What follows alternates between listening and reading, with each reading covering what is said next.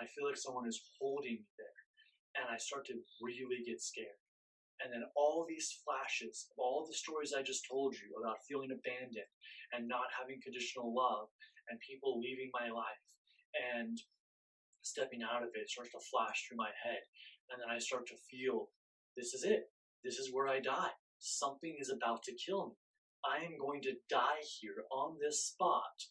And then everyone that I care about and love is going to think I abandoned them. My wife is going to think I abandoned them. My dogs are going to think I abandoned them. My clients are going to feel that way. The friends that I have are going to feel that way. Even my teachers that I have, my Shipibo teacher, my Lakota teacher, they're going to think I abandoned them.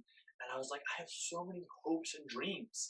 I have so many goals to make a difference in the world. I have so much desire to build this amazing coaching, shifting, transformational business and be a conscious entrepreneur. And I'm working so hard to do this. And then I'm like, oh crap, if I die here, I'm letting down the owner of the tour company, and I'm letting down these guests that want to come here. And I just go into this downward spiral of self-pity. And I'm just going down, and I'm just like, fuck, this is it. I have no idea what is happening. And I have no idea how to get out of it. And the more I try to push up, I feel more pushed down into the ground. And more I try to not focus on the pain, it gets worse. And more that I'm like, okay, you know what? I'm a limitless being. I'm a luminous being. I have power. I can get out of this. The pain gets so intense. I can't think clearly. I can't think. And then I go, I guess this is it. I go, and then something inside of me, this little spark deep inside, I don't know if it was my mind or my heart or so forth. I just have this little thought of, you have a spirit team. You have spiritual teachers. You have spirit guides. Where are they? Where is spirit? Where is great spirit when I need it? Where is the plant medicine I've taken? Where are the plant allies that I've had, that I've done master plant dietas to have those allies? Where are they? Why am I not protected in this moment? Why is this happening? And in that moment, I hear a wolf call.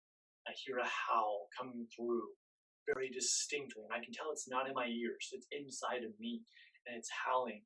Then I hear another one, and another one, and it just starts building, and I realize there's a pack howling, and so I howl back. I'm pinned on the ground in the middle of this parking lot. There's no one else in the parking lot, and if there is, I can't see them for sure. At this point, I'm not even sure I'm conscious. I'm not sure if I lost consciousness when my head hit the pavement or what. And so I start howling too. And the next thing I see is this giant wolf pack come up. And now, if you watched the video about my first near-death experience, you understand the wolves have an important meaning for me. As well as also there's a reason my name is Garth Wolfs. And I'll talk about that later in another video about how my name became Garth Wolf and how it changed again into Garth Wolfs and what that is all about and what that process and path that has been for me. But in this moment, as I'm in this battle, I feel all these wolves come up and I see all this giant pack around me, and I know I'm going to be okay.